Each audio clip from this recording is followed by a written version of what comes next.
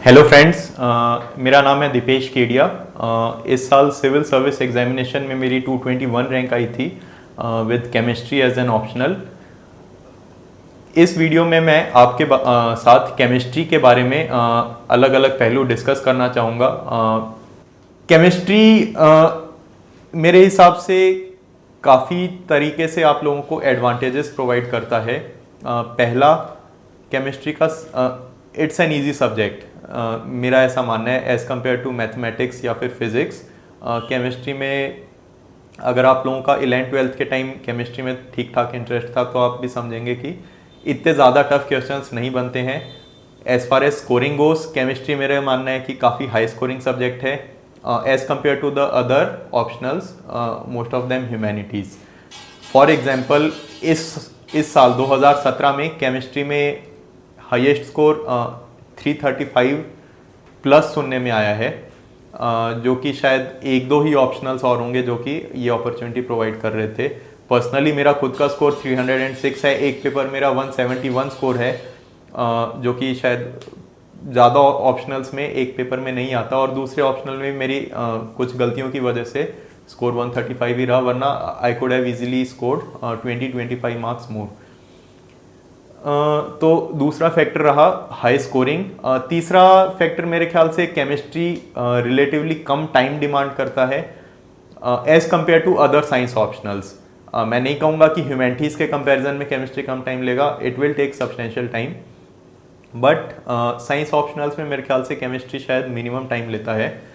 इसका रीज़न ये है कि आपको बहुत ज़्यादा प्रैक्टिस करने की ज़रूरत नहीं पड़ती है। ये चीज़ें मैं अपने अकॉर्डिंग बता रहा हूँ। मेरा पर्सनली मानना है कि मैं न्यूमेरिकल्स के साथ डिसेंट हूँ, तो उस पर बहुत ज़्यादा टाइम स्पेंड नहीं करना पड़ता, और बहुत ज़्यादा मुश्किल न्यूमेरिकल्स आते भी नहीं है। अगर आप पिछले 10-15 साल के पेपर देखेंगे तो उस बेसिस पे आपको सिलेबस का कवरेज मैक्सिमम रखना है और आप जल्दी कर सकते हैं केमिस्ट्री को पूरा। और चौथा एक बहुत बड़ा फैक्टर जो कि इन जनरल साइंस के साथ एप्लीकेबल है कि अगर आपने एक बार सिलेबस पूरा कर लिया, उसके शॉर्ट नोट्स बना लिए, तो मेरे ख्याल से उसे आप ज़रूरत पड़ने पे एक महीने में भी पूरा कंप्लीट कर सकते हैं, एंड पिछले साल जितना स्कोर तो मिनिमम स्कोर कर ही सकते हैं, एंड चांसेस है कि स्कोर बढ़ेगा बिकॉज ऑब्जेक्टिव एग्जामिनेशन होता है, तो सही करने पे पूरे पूरे मार्क्स मिलते हैं, और कॉन्सेप्ट जितनी बार आप रिवाइज करते हैं उतना अच्छे से दिमाग में जाते हैं एज़ कम्पेयर टू लेटर से कोई ह्यूमैनिटीज सब्जेक्ट जहाँ पर आपका आंसर राइटिंग स्टाइल बहुत ज़्यादा मैटर कर जाता है। तो इन कारणों की वजह से मैंने chemistry as an optional select किया था। अब इसके बाद मैं अपना केमिस्ट्री का स्कोर अलग अलग एग्जामिनेशन में बताना चाहूँगा, और यह दिखाना चाहूँगा कि केमिस्ट्री वाकई में पे ऑफ करता है।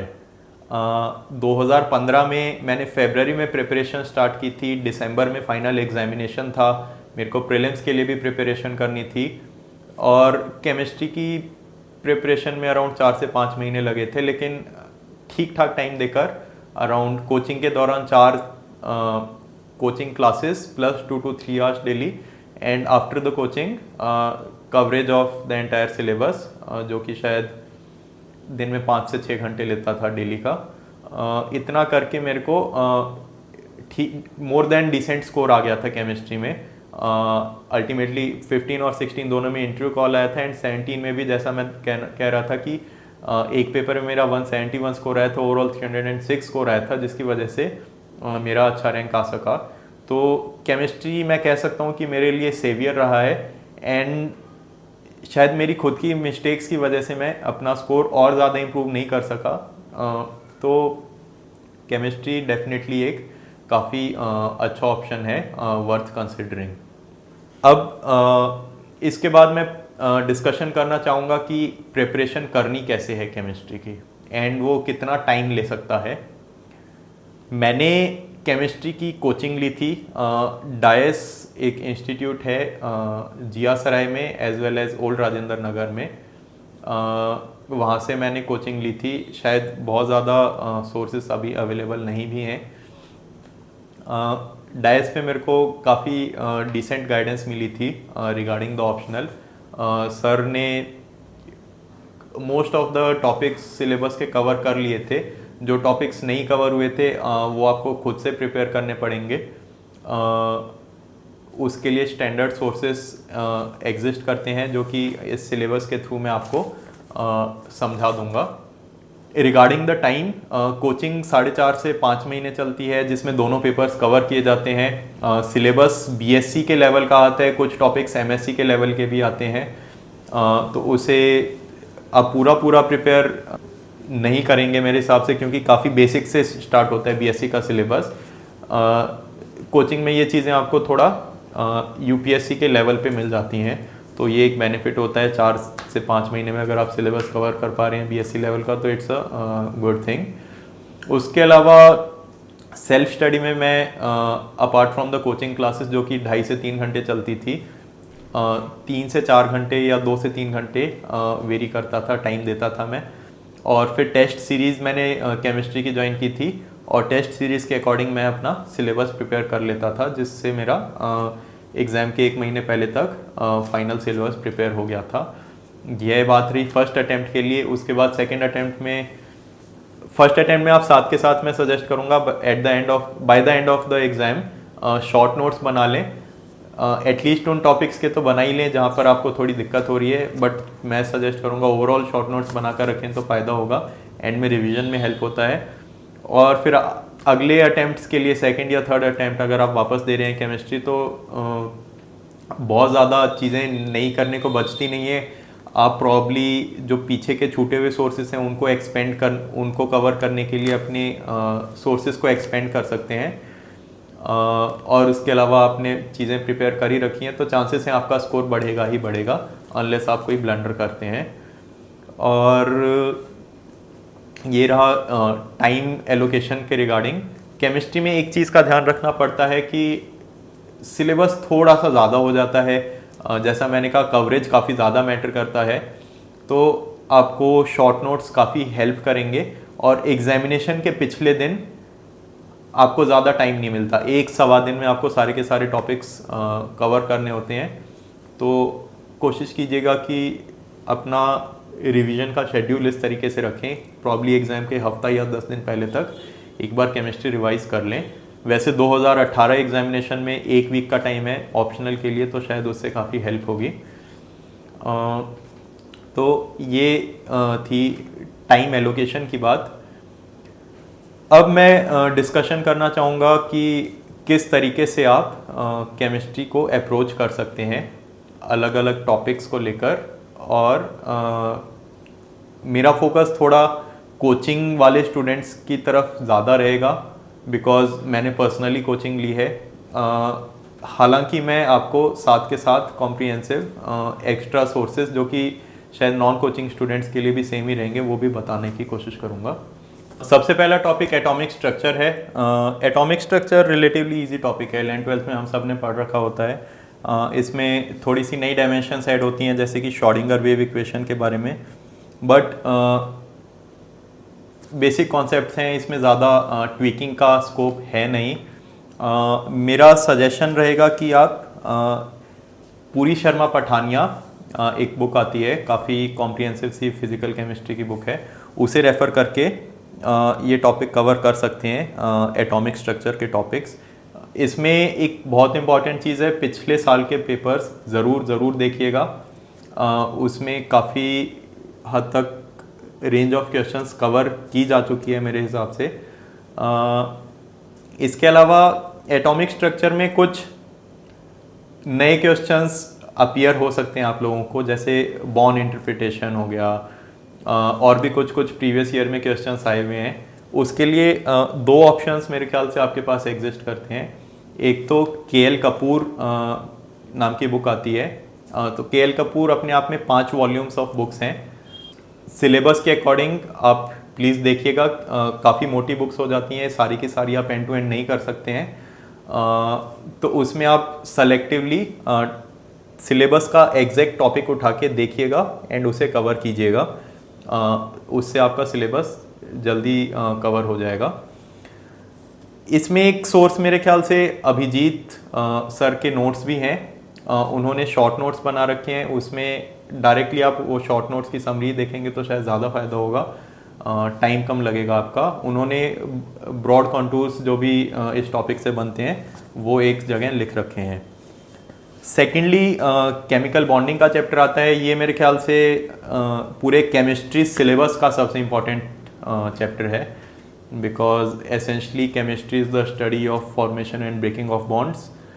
तो ये चैप्टर आप मेरा सजेशन है पीएसपी और केएल कपूर से काफ़ी अच्छे से पढ़ें। अगेन सिलेबस की टर्म्स को काफ़ी अच्छे से स्टिक करके पढ़ें, बिकॉज इसके बियॉन्ड जाएंगे तो it's bound to create problems. ये अपने आप में बहुत ज़्यादा बड़ा टॉपिक है, इसमें काफ़ी हायर लेवल ऑफ मैथमेटिक्स भी आ जाती है जो कि यूपीएससी कभी भी नहीं पूछता। स्टैंडर्ड क्वेश्चंस आती हैं यूपीएससी में, उन चीज़ों को आप सिलेबस से स्टिक करके ही देखिएगा। इसमें साथ के साथ मैं उन बच्चों के लिए जो ऑलरेडी केमिस्ट्री उठा चुके हैं और प्रॉब्लम्स फेस कर रहे हैं, तो वो शायद मैं भी समझ पा रहा हूँ, तो उन प्रॉब्लम्स के बारे में मैं डिस्कस करना चाहूँगा। ये चीज़ें उनके लिए हैं जो केमिस्ट्री एक बार प्रिपेयर कर चुके हैं या फिर प्रॉब्लम फेस कर रहे हैं। केमिकल बॉन्डिंग चैप्टर में 2-3 पर्टिकुलर टॉपिक्स हैं जहाँ पर प्रॉब्लम आता है। एक है मॉलिक्यूलर ऑर्बिटल थ्योरी और एक है वैलेंस बॉन्ड थ्योरी, इसके मैथमेटिकल एस्पेक्ट्स पे। मेरा सजेशन है कि K L Kapoor as a book इसके लिए रेफ़र कीजिए और प्रीवियस ईयर क्वेश्चंस को भी रेफ़र कीजिए और उन्हें बुक में से ढूंढने की कोशिश कीजिएगा। इससे काफ़ी हद तक आपका मैथमेटिकल एस्पेक्ट भी कवर हो जाएगा। बाकी कोई सा भी टॉपिक छोड़ना नहीं है। इसमें एक साइनाइड का और कार्बन मोनोक्साइड का MOT डायग्राम ये अक्सर पूछा जाता है एंड इसमें लोगों को काफ़ी कन्फ्यूजन होता है। मेरा सजेशन है कि कोई सा भी एक सोर्स आप रेफ़र कर सकते हैं, या तो केएल कपूर रेफ़र कर लीजिए या फिर एक हुई नाम की बुक आती है उसमें भी आप रेफ़र कर सकते हैं। हुई एनीवेज आप इनऑर्गेनिक केमिस्ट्री के लिए ख़रीदने ही वाले हैं, तो इस तरीके से आप टॉपिक वाइज चीज़ें प्रिपेयर कर सकते हैं।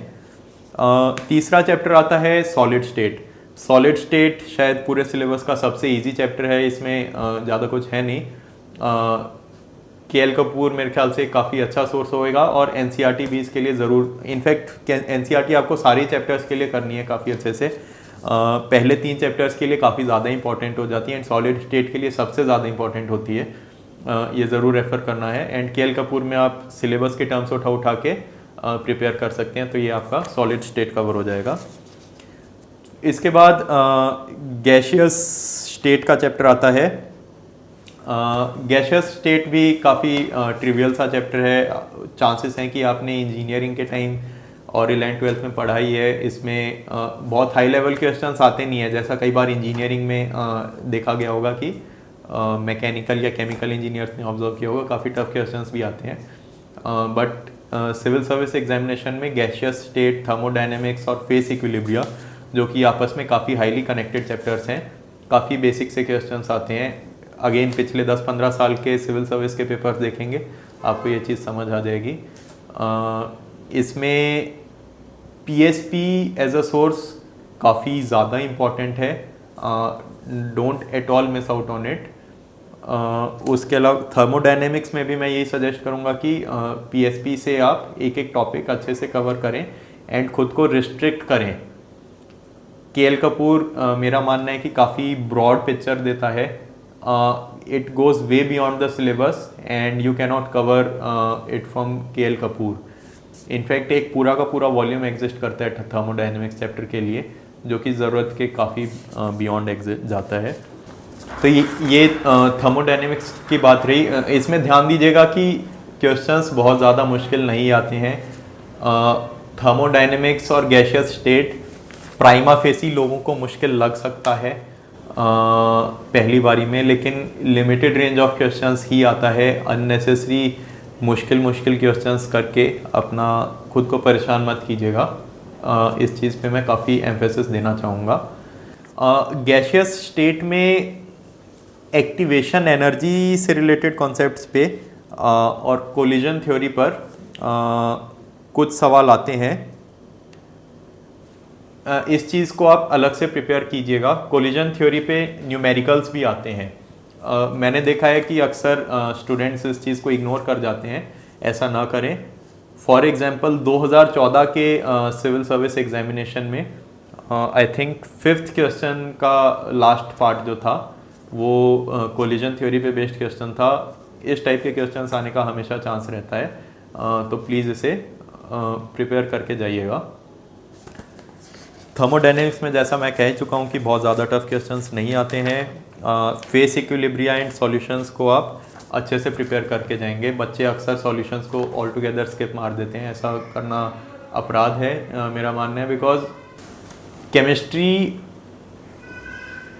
मेरे हिसाब से आप 500 में से 480 मार्क्स का करेक्ट कर सकते हैं।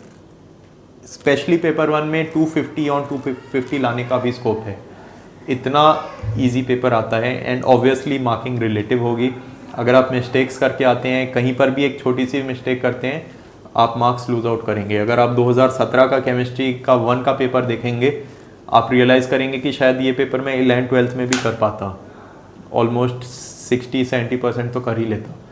तो इन छोटी छोटी चीज़ों में गलती मत कीजिएगा। मैं शुरू में भी आपको कह चुका हूँ कि केमिस्ट्री में कवरेज सबसे ज़्यादा मैटर करती है। सिलेबस की सारी टर्म्स कवर करके रखना बहुत ज़रूरी है, कहीं से भी क्वेश्चन आ सकता है।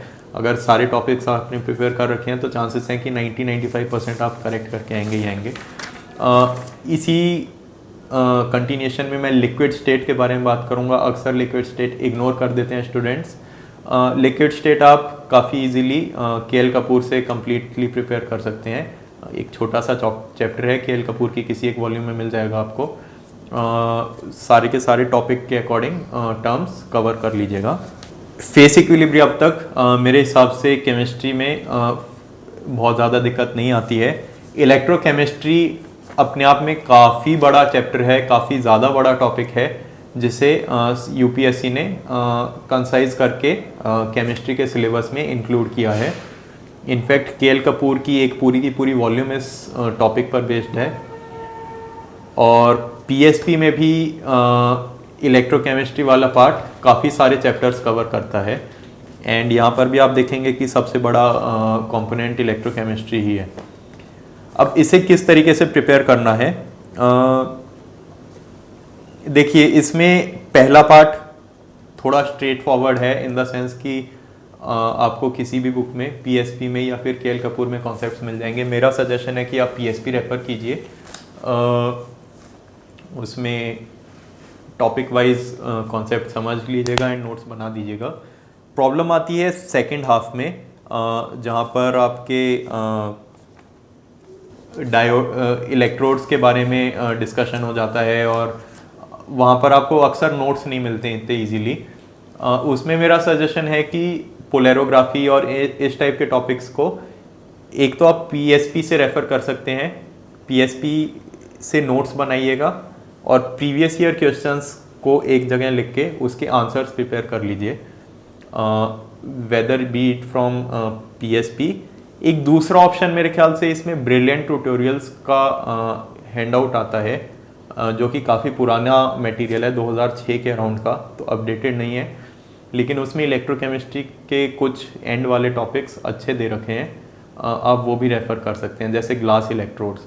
अगर आपको वो नहीं रेफ़र करना है, अलग से पूरा खरीदना नहीं चाहते हैं, तो ऑनलाइन सोर्सेज भी रेफ़र करने का ऑप्शन है।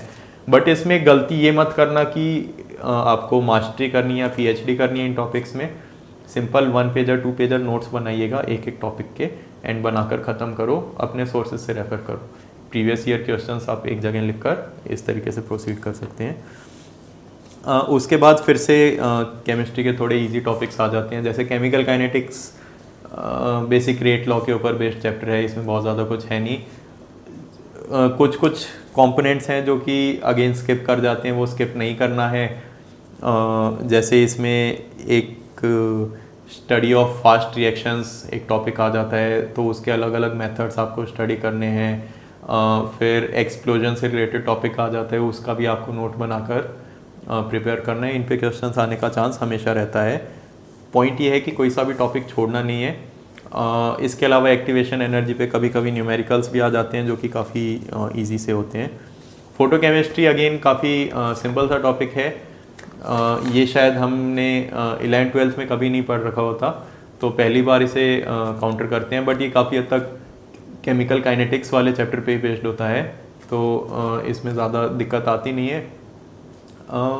इसमें एक चीज़ कीजिएगा कि ग्रॉथस-ड्रेपर लॉ और आइंस्टाइन्स लॉ, इनको पढ़ के जाइएगा। ये सिलेबस में एक्सप्लिसिटली मेंशन नहीं है, लेकिन क्वेश्चंस आ जाते हैं। फोटोकेमिस्ट्री का चैप्टर आपका केमिस्ट्री 2 के टॉपिक से भी काफ़ी डायरेक्टली लिंक्ड है। केमिस्ट्री में भी फोटोकेमिकल रिएक्शंस एक टॉपिक आता है, तो ये समझ लेंगे, जैबलॉन्स्की डायग्राम को अच्छे समझ लेंगे तो मोर और लेस चैप्टर ख़त्म हो जाता है। उसके बाद हम आते हैं सरफेस कैटालिसिस पे। इसमें आपको बीईटी की डेरिवेशन करनी है, इनफैक्ट सारी की सारी रिएक्शंस की डेरिवेशंस करनी है। एज अ सोर्स आप पीएसपी और केएल कपूर दोनों रेफर करें, मेरा सजेशन है। पीएसपी में कंसाइज दे रखी हैं चीज़ें, और जहाँ जहाँ पीएसपी समझ नहीं आ रहा वहाँ पर केएल कपूर में आप कवर कर सकते हैं। और जैसा मैंने आपको सबसे शुरुआत में कहा था कि कवरेज इंपॉर्टेंट है। विद इन अ टॉपिक कुछ छोटे छोटे क्वेश्चंस बन जाते हैं जो कि डायरेक्टली कभी कभी पूछ लिए जाते हैं। आप प्रीवियस ईयर क्वेश्चंस में भी ये चीज़ें ऑब्जर्व करेंगे, तो इस वजह से केएल कपूर मेरे ख्याल से एक अच्छा रेफरेंस सोर्स है इसके लिए। That is regarding the physical part of paper 1। अब हम इनऑर्गेनिक केमिस्ट्री पर आते हैं। इनऑर्गेनिक केमिस्ट्री की इम्पोर्टेंस पिछले 4-5 सालों में काफ़ी ड्रास्टिकली बढ़ गई है। आपके 250 मार्क्स का अटेम्प्ट करना होता है, जो कि 400 मार्क्स के पेपर के थ्रू होता है। 15 to 8 क्वेश्चंस आते हैं, 400 मार्क्स, जिसमें से आप 5 क्वेश्चंस अटेम्प्ट करते हैं। तो उन 400 में से मैं ऑब्जर्व कर रहा हूँ कि पिछले 3-4 साल से अराउंड 100 से 150 मार्क्स का इनऑर्गेनिक केमिस्ट्री से आ रहा है। तो आप इसे बिल्कुल भी इग्नोर नहीं कर सकते। नॉर्मली टेंडेंसी रहती थी कि 11th-12th में स्टूडेंट्स इग्नोर करके चले जाते थे, बिकॉज इसमें ऐसा परसेप्शन है कि काफ़ी कुछ रटना पड़ता है, जो कि कुछ हद तक सच भी है एंड कुछ हद तक गलत फहमी भी है। तो इसके बारे में अगर टॉपिक बाय टॉपिक डिस्कस करें, बायो इनऑर्गेनिक केमिस्ट्री मेरे हिसाब से ब्रिलियंट ट्यूटोरियल्स के मटेरियल को रेफर करेंगे तो काफ़ी कन्वीनियंस रहेगा, और हुई भी आपको रेफर करना कंपलसरी है। इनफैक्ट पूरा का पूरा inorganic chemistry has to be done with the help of हुई। उससे डायरेक्टली छोटे छोटे बड़े बड़े क्वेश्चंस उठ के आपके फाइनल एग्जाम में आते हैं। दूसरा टॉपिक आता है कोऑर्डिनेशन कंपाउंड्स, जो कि अपने आप में काफ़ी बड़ा टॉपिक है। 4 सब कंपोनेंट्स हैं इसके, और ये पूरा का पूरा A to Z end to end आपको हुई में मिलेगा। द ओनली थिंग इज़ कि आपको इस ऑर्डर में नहीं मिलेगा। उसके लिए आप थोड़ा सा स्मार्ट वर्क दिखाएं तो इंडेक्स में लिख सकते हैं कि ये टॉपिक कहाँ पर लिखा हुआ है, और अपने प्लीज़ नोट्स बनाइएगा एक एक सब टॉपिक के, ताकि आगे आपको दिक्कत ना हो। हुई जितनी बार रेफर करेंगे उतना आपको कंसेप्चुअल क्लैरिटी आएगी। काफ़ी कंसेप्ट बेस्ड टॉपिक्स हैं, और क्वेश्चंस भी नॉर्मली कंसेप्चुअली पूछे जाते हैं इन चारों में। मेरा काफ़ी स्ट्रॉन्ग रिकमेंडेशन है कि कोई सा छोटा टॉपिक भी इसमें स्किप ना करें, बिकॉज कंपलसरी क्वेश्चन में कोई सा भी क्वेश्चन आ सकता है, और कई बार ये भी होता है कि कोई इजी सा टॉपिक आप छोड़ गए और वो 10 मार्क्स का क्वेश्चन आपका 6ठे 7वें 8वें सवाल में फंस गया, और उस एक 10 मार्क्स की वजह से आप वो इजी क्वेश्चन अटैम्प्ट नहीं कर पाएंगे, और शायद कोई सा मुश्किल क्वेश्चन अटैम्प्ट करके आप अपने 4 से 5 मार्क्स एटलीस्ट लूज़ करेंगे। एंड जैसा कि आप सब शायद जानते होंगे, सिविल सर्विस एग्जामिनेशन में 4 से 5 मार्क्स काफ़ी ज़्यादा ड्रास्टिकली आपकी रैंक चेंज कर सकते हैं। जस्ट फॉर एग्जांपल, मेरा इस बार 221 रैंक था, अगर मेरे 4 से 5 मार्क्स और आते तो मेरा 170 रैंक होता। This is the level of impact that 4 to 5 marks can have on your rank. तो इस वजह से कोई सी छोटी चीज़ भी आप लाइटली ना लें। उसके बाद में मेन ग्रुप केमिस्ट्री के लिए आप एनसीईआरटी रेफ़र कीजिएगा 11th-12th की, ही रेफ़र कीजिएगा, मोर और लेस उसी से सवाल बन जाएंगे आपके। और आखिरी टॉपिक आपका एफ ब्लॉक एलिमेंट्स है, जो कि अगेन आपको हुई के थ्रू ही करना है। इसमें जो इम्पोर्टेंट चीज़ इनऑर्गेनिक केमिस्ट्री में आती है कि जैसा पहले भी कहा था, बच्चे टॉपिक्स स्किप कर जाते हैं, छोटे टॉपिक्स। उसका रीज़न है कि बच्चे नोट्स नहीं बनाते हैं, एंड फिर वो कन्फ्यूजन क्रिएट करने लग जाते हैं एंड काफ़ी बल्कि सा लगने लगता है। तो इसलिए मेरा वो काफ़ी स्ट्रॉन्ग रिकमेंडेशन है कि टॉपिक वाइज नोट्स बनाएं, जिससे चीज़ें काफ़ी स्ट्रीमलाइन हो जाएंगी।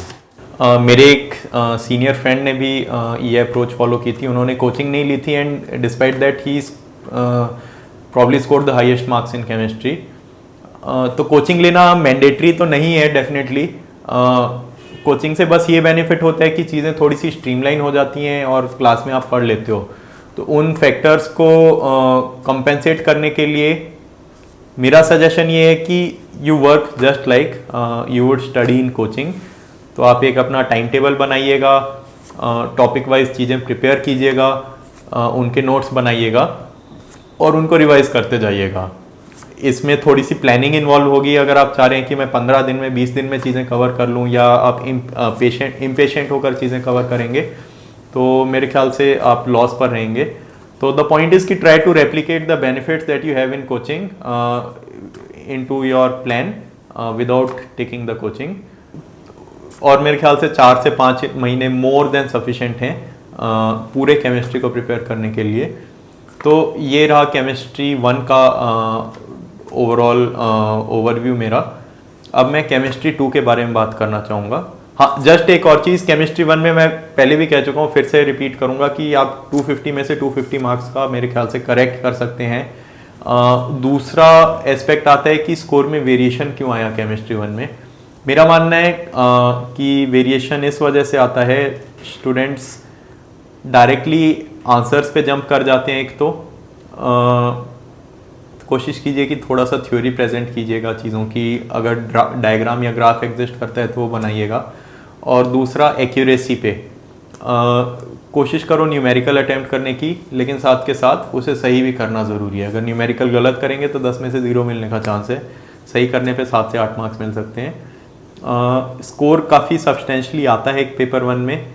2017 में हालांकि थोड़ा सा ज़्यादा इजी पेपर आ गया था, जिस वजह से मेरे को लगता है कि थोड़ी नॉर्मलाइजेशन में स्कोर कम रह गया ओवरऑल। बट 16 में मेरे ख्याल से 165 के ऊपर स्कोर रहा था। मेरा खुद का भी 150 प्लस स्कोर रहा था। तो ये है, केमिस्ट्री 1 काफ़ी कंसेप्चुअल पेपर है। 15 का अगर आप पेपर उठा के देखेंगे तो काफ़ी बेसिक बहुत ही ज़्यादा बेसिक कॉन्सेप्ट्स पे से क्वेश्चंस आए थे। तो इन चीज़ों के लिए आप थोड़ा सा प्रिपेयर रहिए। पैटर्न अक्सर वेरी करता है यूपीएससी। केमिस्ट्री 2 के बारे में बात करें, केमिस्ट्री 2 पूरा का पूरा ऑर्गेनिक केमिस्ट्री है।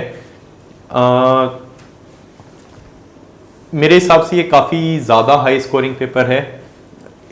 180 प्लस भी स्कोर आ सकता था इस बार, मेरा मानना है। और इसमें 2 चीज़ें हैं। कुछ स्टूडेंट्स को ऑर्गेनिक केमिस्ट्री से इन जनरल थोड़ा सा डर लगता है। मेरा सजेशन है कि प्लीज़ उस डर को निकालिए, बिकॉज केमिस्ट्री सब और ऑर्गेनिक केमिस्ट्री से इजी सब्जेक्ट शायद कोई सा नहीं हो सकता, बिकॉज ऑफ द फैक्ट कि पूरे के पूरे पेपर में 250 मार्क्स के पेपर में आपके 6 से 7 कॉन्सेप्ट्स ही लग रहे हैं, जिसके बेसिस पे आप आंसर डिड्यूस कर रहे हैं। The only thing you have to do is कि आइडेंटिफाई कहाँ पर कौन सा कॉन्सेप्ट लग रहा है। थोड़ी सी अंडरस्टैंडिंग से, थोड़ी सी प्रैक्टिस से आप उन कॉन्सेप्ट्स को लगा सकेंगे। कॉन्सेप्ट जैसा कि हम सब जानते हैं कि mesomeric effect, inductive effect, aromaticity, steric hindrance, यही सब इफेक्ट्स के बेसिस पे आपका आंसर डिड्यूस किया जाता है ऑलमोस्ट सारे के सारे क्वेश्चंस में। तो इसमें इम्पॉर्टेंट चीज़ ये है कि unlike in most of the other subjects, चीज़ें यहाँ पर लिंक्ड हैं। पहला टॉपिक आखिरी टॉपिक से लिंक है।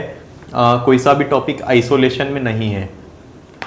The heart of organic chemistry is reaction mechanism, जो कि मैंने 4-5 फैक्टर्स जो आपको बताए थे उनसे इन्फ्लुएंस होता है। कोशिश कीजिएगा कि कॉन्सेप्ट्स को बहुत अच्छे से समझें। Seriously, once you have understood the concepts very well, things will become very very easy for you. मैंने कैसे प्रिपरेशन की मैं इसके बारे में बताना चाहूँगा, और मैंने क्या मिस्टेक्स की उसके बारे में भी बताना चाहूँगा, एंड उस मिस्टेक्स को कैसे मैंने इम्प्रोवाइज़ किया। इससे आपको काफ़ी सब्सटेंशियल आइडिया लगेगा। जैसा मैंने कहा था कि मैंने आर के सिंह सर के यहाँ डायस में केमिस्ट्री की कोचिंग ली थी, मेरे हिसाब से ऑर्गेनिक केमिस्ट्री काफ़ी डिसेंट पढ़ाते हैं सर। 2015 में तो काफ़ी इजी पेपर आया था। 16 में मेरे को लगता है कि मेरा स्कोर थोड़ा कम था, 136 ही स्कोर था। 2016 में मैंने गलती ये की कि I focused on practising too many questions from different sources because I was under an over confidence कि मेरे को केमिस्ट्री 2 आता है, क्योंकि मैं 15 में प्रिपेयर कर चुका हूँ, जिसकी वजह से मेरे को लगा कि फाइनल एग्जाम में मैंने थोड़ी बेसिक चीज़ों में गलतियाँ कर दी थी, जैसे स्टॉबी कंडेंसेशन एक बहुत ही बेसिक सा रिएक्शन है, वो मैं भूल गया था एग्जाम में। और दूसरी गलती मैंने ये की थी कि डीएनए के 4 बेसिस के स्ट्रक्चर में भूल के आया, 10 मार्क्स मतलब ऑन द प्लेट में लूज़ करके आया था। तो ऐसी मिस्टेक्स नहीं करेंगे तो यू विल फील गुड, मतलब मत ही कीजिएगा। इन 10-10 मार्क्स के सवाल की वजह से मेरी रैंक छूट गई थी 2016 अटेम्प्ट में। तो this is the message I would give. Chemistry में कोर बेसिक कॉन्सेप्ट्स को काफ़ी अच्छे से प्रिपेयर कीजिए, चांसेस हैं कि आपका स्कोर काफ़ी अच्छा आएगा। अब मैं टॉपिक बाय टॉपिक डिस्कशन करूंगा एंड कोशिश करूंगा साथ के साथ सोर्सेज के बारे में बता दूं।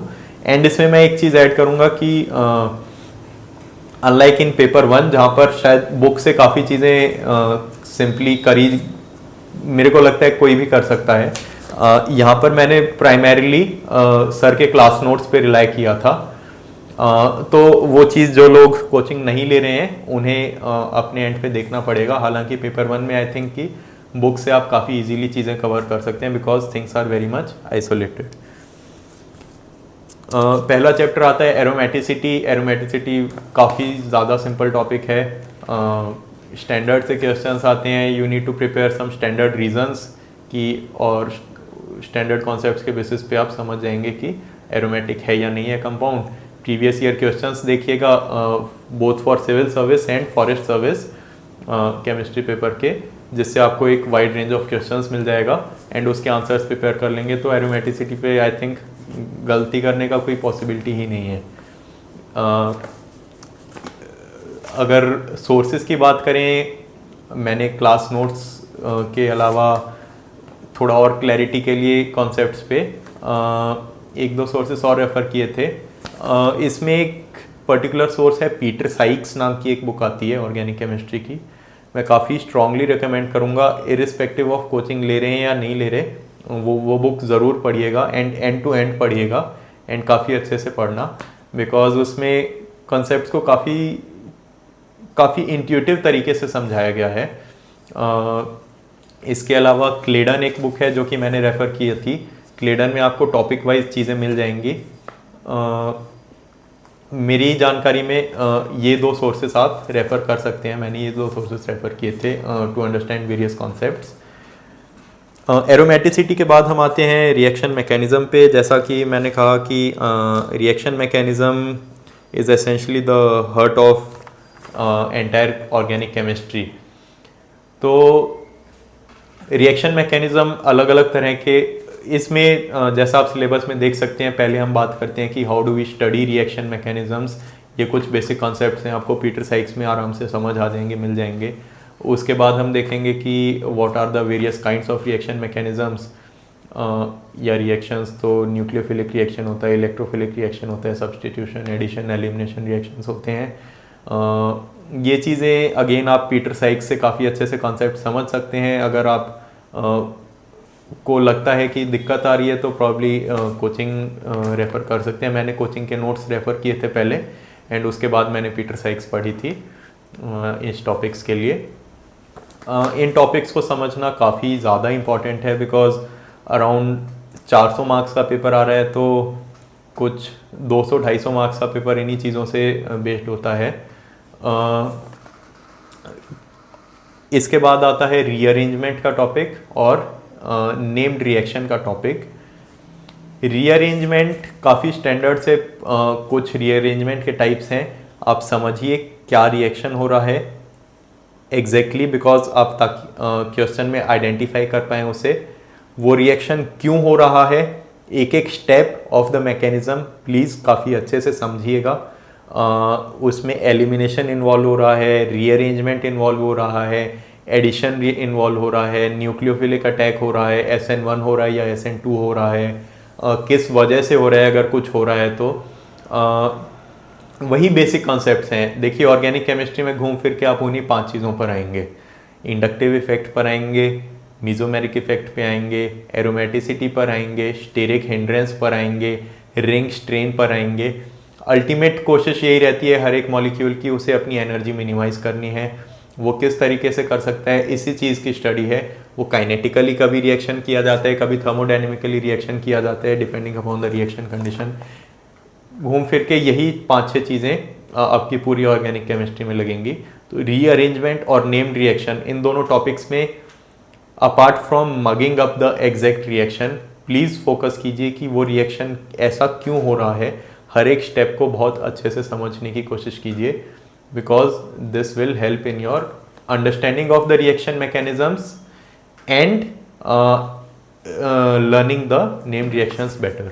फिर हम नेम्ड रिएक्शंस पर आते हैं। अगेन इसमें कुछ 15 एक टाइप्स होती हैं नेम्ड रिएक्शंस की, उसे एज इट इज़ रटना है बोलूँगा। बाकी कॉन्सेप्ट्स के लिए आप पीटर साइक्स रेफ़र कर सकते हैं, और एक एक रिएक्शन मैकेनिज्म के लिए आप क्लेडन में भी रेफ़र कर सकते हैं और ऑनलाइन भी रेफ़र कर सकते हैं।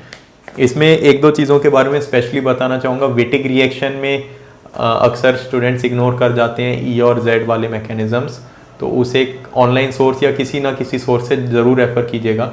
इनफैक्ट मैं अक्सर जहाँ पर भी मेरे को कन्फ्यूजन होता है ऑर्गेनिक केमिस्ट्री में, इंटरनेट काफ़ी हैवीली यूज़ करता हूँ, एक एक टॉपिक के लिए, एक एक रिएजेंट के लिए, एक एक रिएक्शन के लिए। तो ये चीज़ आप कर सकते हैं, काफ़ी हेल्प मिलेगी। इसके बाद अगला टॉपिक आ जाता है, मैं बात करूँगा रिएजेंट्स वाला चैप्टर, बिकॉज ये आपका नेम ऊपर वाली रिएक्शन केमिस्ट्री रिएक्शन मैकेनिज्म्स वाले टॉपिक से काफ़ी क्लोजली लिंक्ड है। कोशिश कीजिएगा कि एक एक रिएजेंट के जितने भी मैकेनिज्म्स या रिएक्शन टाइप्स आप कर सकें वो कर लीजिएगा। बेसिक तो बहुत अच्छे से आने ही चाहिए, लेकिन उसके बियॉन्ड भी यूपीएससी क्वेश्चन पूछता है। इजी क्वेश्चंस होते हैं, 5-5, 10-10 मार्क्स फ्री में मिलते हैं आपको, जब बस रिएजेंट का नाम लिखना होता है। इसे स्किप मत कीजिएगा। ये आपके कन्वर्जन्स में भी काफ़ी हैंडी आते हैं और डायरेक्ट क्वेश्चंस भी आ जाते हैं। As far as the sources go, मैंने ब्रिलियंट ट्यूटोरियल्स का 9th 10th वाला मॉड्यूल इसके लिए रेफ़र किया था। उसमें एक एक रिएजेंट काफ़ी अच्छे से कॉम्प्रिहेंसिवली कवर्ड है। इनफैक्ट ब्रिलियंट ट्यूटोरियल में पूरा का पूरा ऑर्गेनिक केमिस्ट्री का सिलेबस टॉपिक बाय टॉपिक काफ़ी कॉम्प्रिहेंसिवली कवर्ड है। आप उसे काफ़ी आराम से रेफ़र कर सकते हैं। मैंने भी रेफ़र कर रखे हैं एंड उसके भी शॉर्ट नोट्स बना लिए थे, जो कि डायरेक्ट क्वेश्चंस भी उठ कर आए हुए हैं कई बार। तो ये रहा रिएजेंट्स का। रिएजेंट्स में एक और सोर्स कॉमनली यूज़ किया जाता है NPTEL के वीडियोस। इनफैक्ट वो भी पूरे ऑर्गेनिक केमिस्ट्री के लिए यूज़ किए जाते हैं। द पॉइंट इज़ कि ऑर्गेनिक केमिस्ट्री काफ़ी स्टैंडर्ड सी सब्जेक्ट है, काफ़ी सोर्सेस अवेलेबल हैं। आपको क्या करना है, आपको एक एक टॉपिक को समझ के उस पर नोट्स बनाने हैं। अगर आप कोचिंग ले रहे हैं तो you have the handmade notes ready with you. अगर आप कोचिंग नहीं ले रहे हैं तो भी आप टॉपिक वाइज एक एक टॉपिक का, एक एक सब टॉपिक का नोट बनाएं। आप जो भी सोर्स रेफ़र कर रहे हैं उस पर स्टिक कीजिए, और अगर उस सोर्स से आपको फुलफिलमेंट नहीं हो रहा है तो आप कोई सा ऑल्टरनेट सोर्स रेफ़र कर सकते हैं। एंड इसके अलावा डेफिनेटली अपने स्टडीज़ को पीटर साइक्स के साथ सप्लीमेंट कीजिएगा। ये जो अभी तक मैंने आपको टॉपिक्स बताए, तो एग्ज़ाम अगर आप सबको पता हो 2 पार्ट में आता है, section A and section B. दोनों में 4-4 क्वेश्चंस होते हैं। एक सेक्शन से 3 सवाल अटैम्प्ट करने होते हैं, एक से 2 सवाल अटैम्प्ट करने होते हैं। ये वाले टॉपिक्स सेक्शन ए में आते हैं, तो ऑलमोस्ट 200 मार्क्स जो हैं सेक्शन ए के, वो पूरे इन टॉपिक्स से ही कवर्ड होते हैं। मेरा पर्सनल सजेशन है कि रिएक्शन मैकेनिज्म को काफ़ी अच्छे से पढ़ें। This is the heart of organic chemistry. Examiner भी शायद इस टॉपिक की अंडरस्टैंडिंग अगर आपको है तो अप्रिशिएट करता है, and these are relatively more scoring than the second half of organic chemistry. मेरा पर्सनल सजेशन है कि 4 में से 3 टॉपिक्स अगर कर सकें तो मतलब 3 क्वेश्चंस आप सेक्शन ए से कीजिए। इसमें रिस्क क्या है वो भी बता देता हूँ। ऑर्गेनिक केमिस्ट्री में अक्सर कहता हूँ प्रीलिम्स के पेपर की तरह है। इसमें आपको हमेशा लगेगा कि ये मुझे आता है, 4 ही ऑप्शन होते हैं प्रीलिम्स के पेपर में। वैसे ही ऑर्गेनिक केमिस्ट्री में भी कहीं ना कहीं कुछ ना कुछ रिएक्शन तो आप कर ही देंगे एंड आपको लगेगा आपने सही किया है, एंड यहीं पर गलती होती है। पेपर देकर निकल के सबको लगता है कि हाँ मेरे को पूरा आता था, हाँ मैंने पूरा किया, लेकिन उसमें एक्यूरेसी में काफ़ी ज़्यादा डिफरेंस आ जाता है। वो एक्यूरेसी कैसे वेरी करती है? वो वेरी करती है आपने बेसिक कॉन्सेप्ट्स कितने अच्छे से समझे हैं, उसे कितना अच्छे से अप्लाई कर पा रहे हैं। अल्टीमेटली कुछ ना कुछ तो लिख के आएंगे ही। तो इस वजह से कह रहा था कि थोड़ा सा रिस्क है कि एक्यूरेसी आपकी कम रह सकती है और सेक्शन ए में लेकिन अगर आप अटेम्प्ट करते हैं और सही करते हैं तो आपको डेफिनेटली काफ़ी ज़्यादा मार्क्स मिलेंगे। 80% से भी ऊपर तक स्कोर मिल सकता है। मैंने भी इस बार 4 में से 3 सवाल सेक्शन ए से किए थे एंड उसके रिटर्न्स मिले मेरे को। लास्ट ईयर मैंने सेक्शन बी से 3 सवाल किए थे जिससे मैं पिनलाइज भी हुआ था शायद। सेक्शन बी के टॉपिक्स के बारे में बात करें तो पेरिसाइक्लिक रिएक्शंस और फोटोकेमिस्ट्री 2 चैप्टर्स हैं। ये मेरा मानना है कि काफ़ी लिमिटेड रेंज है इस टॉपिक में, स्पेशली पेरिसाइक्लिक में काफ़ी लिमिटेड टाइप्स ऑफ क्वेश्चंस आते हैं। इसके कोर कॉन्सेप्ट्स को आप क्लेडन बुक से रेफ़र कर सकते हैं और थोड़ा बहुत पीटर साइक्स में भी दे रखा है, उससे भी रेफ़र कर सकते हैं। और फोटोकेमिस्ट्री में भी आप वही चीज़ कीजिएगा, एक एक टॉपिक पे नोट्स बनाइएगा। फोटोकेमिस्ट्री में थोड़ा सा रिस्क ये है कि अक्सर या कई बार आपको समझ नहीं आता कि और क्या रिएक्शन हो सकती है। इसका बहुत ही सिंपल सा रीज़न ये है कि photochemistry works on the principle of free radicals. Free radical का भगवान भी मालिक नहीं है, वो कहीं पे भी किसी से भी रिएक्शन कर देते हैं। तो ये एक रिस्क एग्जिस्ट करता है फोटोकेमिस्ट्री के सवालों में भी कि आप हमेशा एग्जैक्ट प्रोडक्ट कई बार आइडेंटिफाई नहीं कर पाएंगे, लेकिन यूपीएससी भी ये चीज़ जानता है and most of the times वो बहुत ही वेग से क्वेश्चंस नहीं पूछता फोटोकेमिस्ट्री से रिलेटेड। इसमें सोर्सेज क्या रेफ़र कर सकते हैं प्रैक्टिस के लिए, बिकॉज इस टॉपिक में आई थिंक प्रैक्टिस के लिए चीज़ें रेफ़र करनी ज़रूरी हैं। जो स्टूडेंट्स आर के सर के यहाँ पर कोचिंग ले रहे हैं वो जानते होंगे कि एक 100 क्वेश्चंस का हैंडआउट मिलता है, वो रेफ़र कर सकते हैं। उसमें almost her possible type of question covered होता है। इसके अलावा मैंने खुद ने एक सोर्स और है वो रेफ़र नहीं किया है बट काफ़ी सुना है, जगदम्बा नाम से बुक आती है, शायद वो भी रेफ़र कर सकते हैं। लास्ट टॉपिक आपका आता है स्पेक्ट्रोस्कोपी। स्पेक्ट्रोस्कोपी में अलग अलग तरह की स्पेक्ट्रोस्कोपी होती हैं। सिविल सर्विस एग्जामिनेशन में इसके पीछे की टेक्निकल एस्पेक्ट्स नहीं पूछता है, functioning of the equipment etcetera के बारे में नहीं पूछता है स्पेक्ट्रोस्कोपी वाले टॉपिक में। अगर हम ब्रेक डाउन करें इसमें अलग अलग टाइप्स ऑफ स्पेक्ट्रोस्कोपी, तो एनएमआर में नॉर्मली एक सवाल या एक से ज़्यादा सवाल आते हैं। आपको स्ट्रक्चर बताना होता है या फिर नंबर ऑफ सिग्नल्स बताने होते हैं या फिर डायग्राम बनाना पड़ जाता है, जो कि रिलेटिवली इजी क्वेश्चन है। स्ट्रक्चर बनाने में प्रीवियस ईयर क्वेश्चंस रेफ़र कर सकते हैं आप, और वैल्यूज़ को जो बेसिक वैल्यूज़ को याद कीजिएगा। रेंज थोड़ी सी इंपॉर्टेंट है, एग्जैक्ट वैल्यूज़ कभी नहीं पूछता यूपीएससी। तो इस बेसिस पे करेंगे तो आपका एनएमआर वाले क्वेश्चंस इजीली अटेम्प्ट किए जा सकते हैं। यूवी स्पेक्ट्रा में स्टैंडर्ड क्वेश्चंस हैं, आप मेरा सजेशन है कि ब्रिलियंट ट्यूटोरियल का मटेरियल रेफ़र कीजिए, उसमें मोर और लेस रेंज ऑफ क्वेश्चंस दे रखा है। आईआर स्पेक्ट्रा काफ़ी इंपॉर्टेंट है, इसमें भी अगेन ब्रिलियंट ट्यूटोरियल मेरे ख्याल से एक अच्छा सोर्स है जिससे आपका काफ़ी डिसेंट कवरेज हो जाएगा। तो ओवरऑल स्पेक्ट्रोस्कोपी के मास स्पेक्ट्रा अगेन इसमें आपका मैक्लाफार्टी रीअरेंजमेंट ऑलमोस्ट हर बार पूछता है। अलग अलग टाइप्स ऑफ रीअरेंजमेंट्स को प्रिपेयर कर सकते हैं, किस तरीके से मास स्पेक्ट्रा अलग अलग स्ट्रक्चर्स पे अप्लाई होता है। The overall point is spectroscopy में आई थिंक ब्रिलियंट ट्यूटोरियल एक डिसेंट मटेरियल है। उसके बियॉन्ड आप खुद भी कुछ सोर्सेस एक्सप्लोर कर सकते हैं। शायद मैं कॉम्पिटेंट इनफ अभी भी नहीं हूँ कि बहुत ही एग्जैक्ट सोर्स बता पाऊँ जिसमें यूपीएससी के एंगल से कॉम्प्रिहेंसिव कवरेज हो। स्टूडेंट्स एक कलसी नाम की बुक सजेस्ट करते हैं बट अगेन वो थोड़ा सा बियॉन्ड द स्कोप चले जाता है। तो ये थोड़ा सा ग्रे एरिया है एंड ये भी एक रीज़न है कि आप शायद पहले पार्ट से 3 क्वेश्चन अटेम्प्ट करेंगे तो ज़्यादा फायदा रहेगा। सेकंड स्पेक्ट्रोस्कोपी में मैं ये बता देता हूँ कि कौन से क्वेश्चंस आप इजीली अटेम्प्ट कर सकते हैं। एक तो लैम्डा मैक्स निकालने वाले क्वेश्चंस आप डेफिनेटली अटेम्प्ट कीजिएगा, उसके कॉन्सेप्ट्स आप पढ़ लीजिए। मास स्पेक्ट्रा के क्वेश्चंस इजीली अटेम्प्ट कर सकते हैं। एनएमआर के क्वेश्चंस काफ़ी इजीली अटेम्प्ट कर सकते हैं, जो स्ट्रक्चर बताने के या सिग्नल्स बताने के। एंड आईआर स्पेक्ट्रा में रीजनिंग पूछी जाती है, वो क्वेश्चंस आप काफ़ी इजीली अटेम्प्ट कर सकते हैं। गिने चुने 2-4 कॉन्सेप्ट्स हैं, उन्हीं के ऊपर बेस्ड क्वेश्चंस हैं। इसके बियॉन्ड अगर कुछ क्वेश्चंस आते हैं तो आप शायद छोड़ने का ट्राई कर सकते हैं, बिकॉज नए क्वेश्चंस में प्रॉब्लम आ सकती है।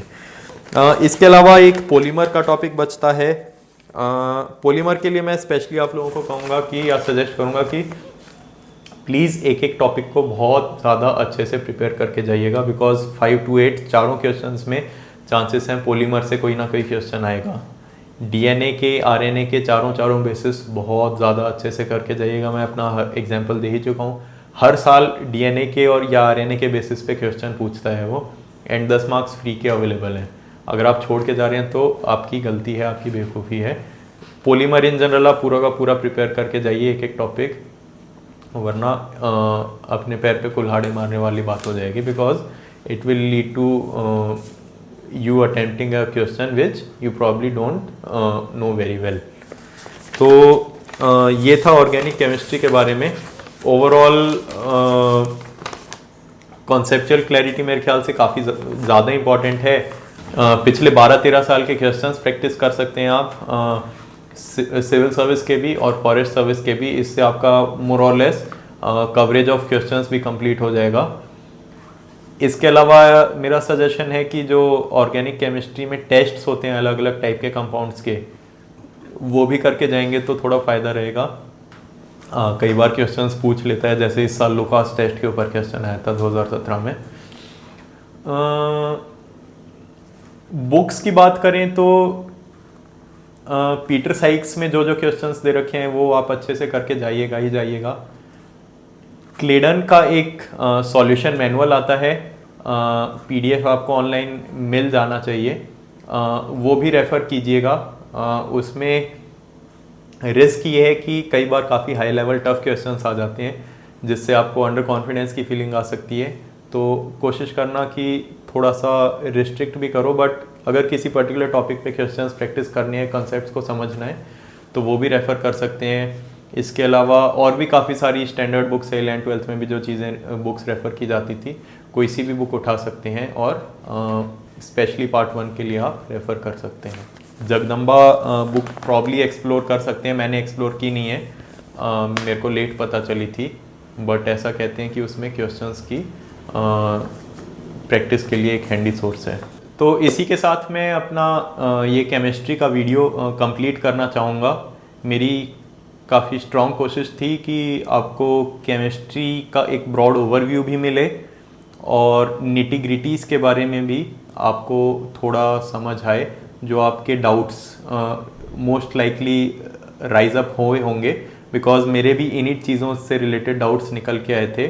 उम्मीद करता हूँ कि वो डाउट्स आपके थोड़े से क्लियर हुए होंगे। अल्टीमेटली 2-4% ग्रे एरिया किसी भी ऑप्शनल में रहता ही है, एंड वो चीज़ केमिस्ट्री के लिए भी एप्लीकेबल है। बट ओवरऑल आई बिलीव कि केमिस्ट्री एक काफ़ी अच्छा एंड हाई स्कोरिंग ऑप्शनल है, एंड अगर आपको लगता है कि केमिस्ट्री में आप अच्छा स्कोर कर सकते हैं, इस चीज़ पे आप डेफिनेटली ध्यान दीजिएगा। अगर अच्छा स्कोर करने का आप कॉन्फिडेंस रखते हैं, because it's a relative examination and you have to be amongst the top scorers within your subject. तो अगर आपको ऐसा लगता है आप केमिस्ट्री के साथ कंफर्टेबल हैं, तो देयर इज़ नो रीज़न आप केमिस्ट्री नहीं उठा सकते। इसी के साथ मैं वीडियो एंड करता हूँ। I would like to thank Delhi Knowledge Track for connecting myself with all the aspirants who are looking for chemistry as an optional. To get more videos from Delhi Knowledge Track, please like the link below. Thank you.